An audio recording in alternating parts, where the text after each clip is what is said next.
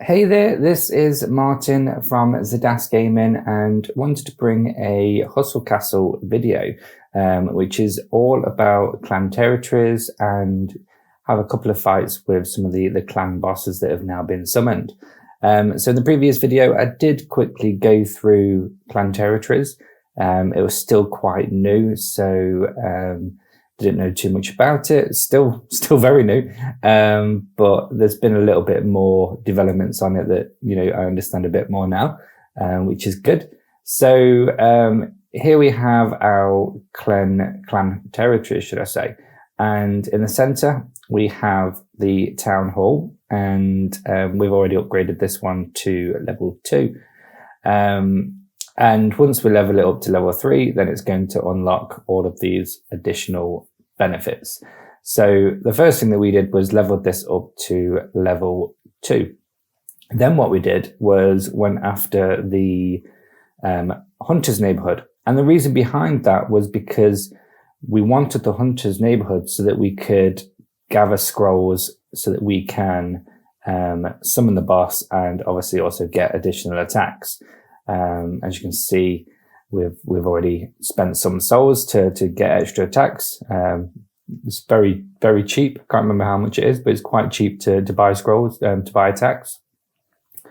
So we have that. So what we're going to do is obviously fight these 3 bosses throughout the week and hopefully get the rewards from that, and then summon again on the weekend. And the difficulty thing with the Hunter's Neighborhood is to basically make sure that we have enough dwellers in there. So, we're a clan of 50 people, and everybody obviously wants to get into the Hunter's Neighborhood to gather scrolls. You get scrolls from the portal, daily invasions, dungeons. So it takes a little task for the leaders of the clan and any warlords that you've got to keep swapping people out, but you want to be able to do that so you can optimize the amount of scrolls that you're getting. So, invasions take 5 minutes to do per day. So it's quite easy to swap people in and out for the invasions. And then with the dungeons, you don't have to be in here for the entire dungeon. You only have to be in here for the boss fights. So save them till the end, put people in and do the bosses, and then they can easily come out again. So it's just a bit of organization. And luckily, with our clan, Privileged Gamer, everyone is accommodating, and there's a lot of communication going, and that's key. Everyone wants what's best for the clan. So if you don't necessarily have an organized clan, if you're not in an organized clan, then that might be something that you want to think about doing and finding. So we leveled this up to level 1. And then the next thing that we did was leveled up the message board. And that was basically just so that it would unlock even more quests. Because at the moment, obviously, only really TR11 could do quests for the best coin, benefits. And then once that was unlocked, it gave us more quests so that now the TR10s, TR11s can go in there as well. So it just opens that up.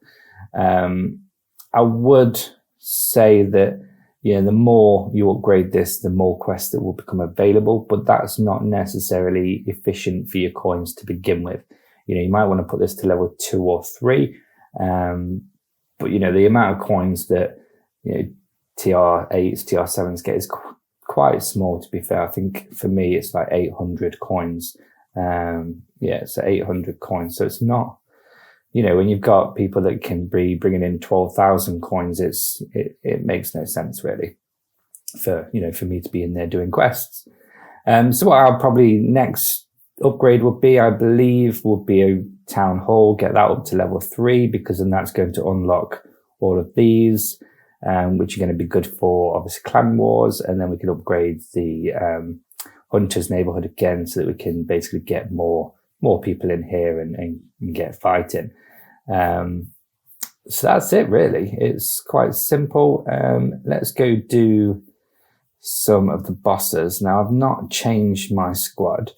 I had a slightly different squad last night. I want to try it with my standard arena squad just to see how it goes. Although actually I want to change There is one thing I do definitely want to change, and that is this insta-kill, because insta-kill does nothing. So I want this sword in there instead. So I used that sword last night, and that worked out really well. Poison Mage, I'll keep that for now. My Dino Wand will keep that. Could maybe look at giving some plate armor to these guys just so that they have a bit more survivability. So let's have a look what we got.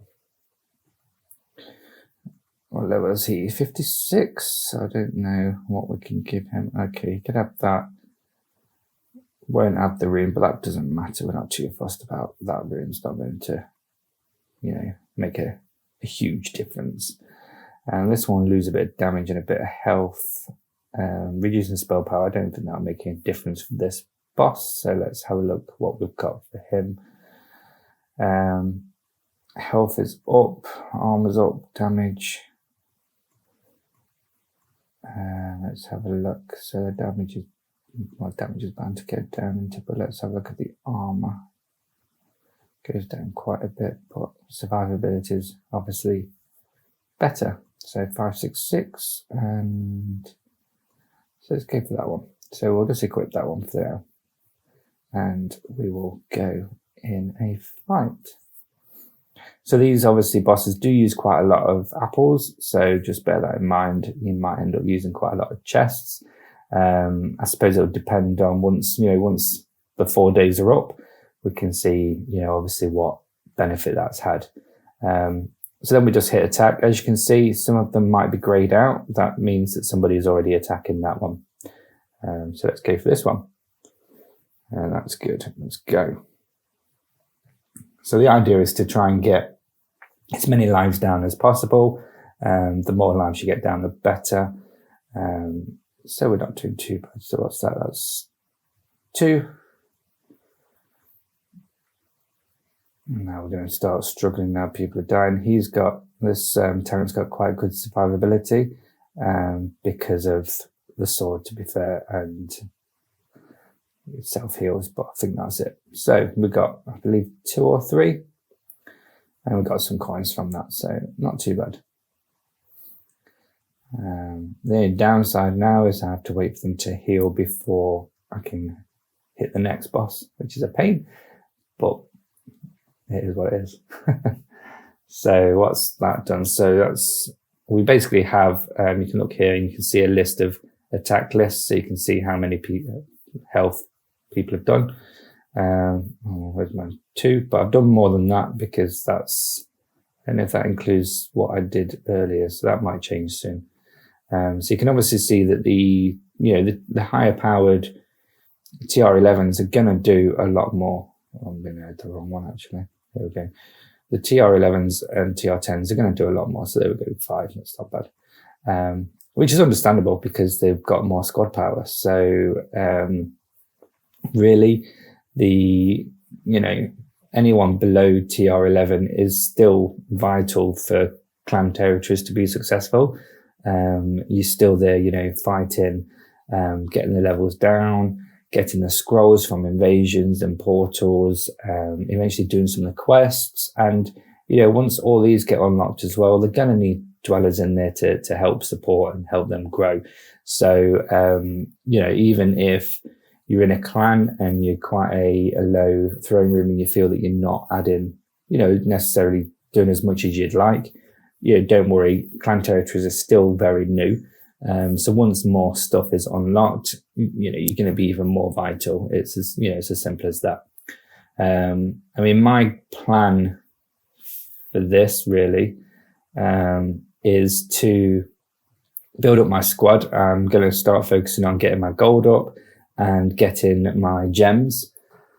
So that once I've got the gems, I can then start looking at upgrading to Throne Room 9 and then start just working on dungeons through there, getting my squad up again, getting the levels up, getting the bracket up, getting the gear, and then hopefully getting the hero decent, getting a good power, and then going to Throne Room 10 and probably just blitzing through 10 and getting to 11. Kind of want to get to 11 in a decent pace, so that it doesn't really cause me any problems, any issues. If you level too quickly, then you're going to find it a lot harder to compete in like arena and things like that. So you don't want to level too quickly. You want to do it at a steady pace, and go whatever pace is good for you. If you're happy, sticking at a certain throne room, then why not? If that's what you want to do, do that. For me, I'm a very much a completionist. I like to try and get to the end of games. And, even though this game hopefully is not going to end, continue, new events, new activities like clan territories, potentially new throne rooms. There's nothing stopping going to throne room 12, 13, 14, 15, if the players are there. But, getting to a stage where I can start progressing and get into the more in-game stuff is my ultimate goal.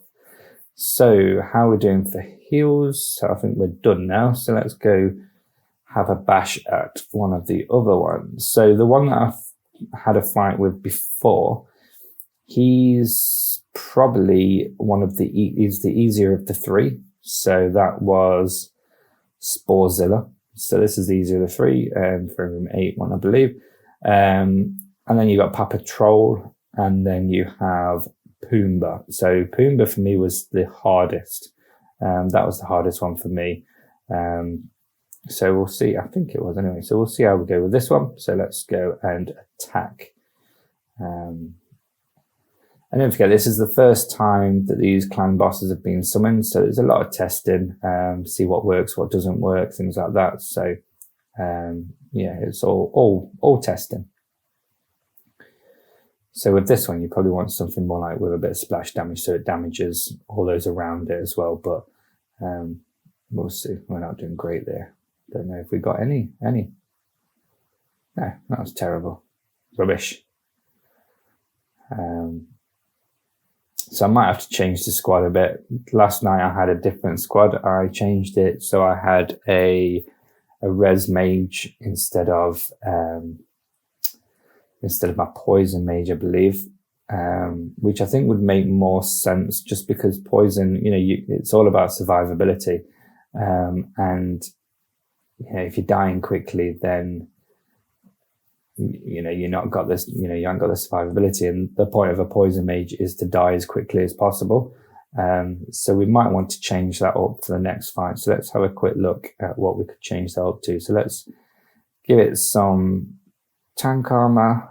So we'll give it this one, equip it with that, and then we'll give it, should we give it a res or a heals? Let's go for a res. So I've got a res here. So let's take that one off and put it on this one. I mean, you might want to, mess about with runes and change those over. Not that one. But we're not going to do that just yet. So then we'll change this for, what was it? Was it this one? Nope. This one. So we'll equip that, and there we go. So now everyone's in tank armor. So hopefully that just gives them all a bit more survivability. Just wait for them to get the heals, and we'll be good to go. So let's have a look.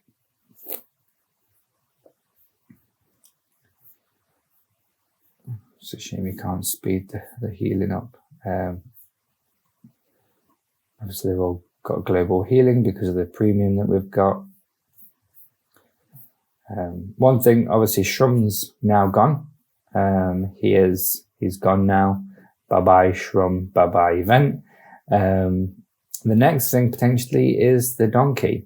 So hopefully the next video will be me spending a ton of diamonds on the donkey to see what we can get from him.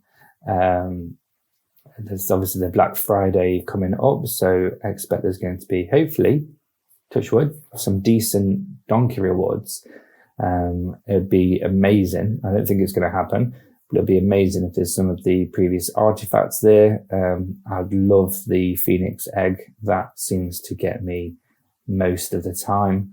or the alien artifact as well. That's really good for survivability. See loads of people running that. So it'll be good to have either one of those in the donkey, but we'll see. You'll think that potentially the donkey is going to include artifacts that might help against clan bosses, since that was launched as well. So kind of work in synergy with each other. So it will be really interesting. So yeah, hopefully towards the end of this week, we'll have a video out with the donkey. So let's go do this final battle. And like I said, I wasn't great with this one before. It takes a little time to load. So here we go. So you can see obviously details here, and it gives you a bit of idea of how it attacks and whatnot. A lot of this was shared previously, so have a look at this and bear this in mind when you come up with your squad. So obviously it's immune to insta-kill, so it's pointless having an insta-kill on. So we'll attack this one and we'll go and see what happens. So here we go. As you can see, these guys are going. My res mage is gone already, which is a shame. So maybe it's worth changing that out for another archer. So this guy is quite tough, but we should get one life out of it. There we go. So that's one gone. I'm not seeing these guys in the background fighting each other. That's interesting. So we're going to get another one, or is he gone? No, he might be back. There we go. So as you can see, he heals himself quite a lot, and then the ghosts activate, which is really good. Really useful for survivability. Just unfortunately, it's not doing as much damage, but it's almost taken one whole life out itself. Well, there we go.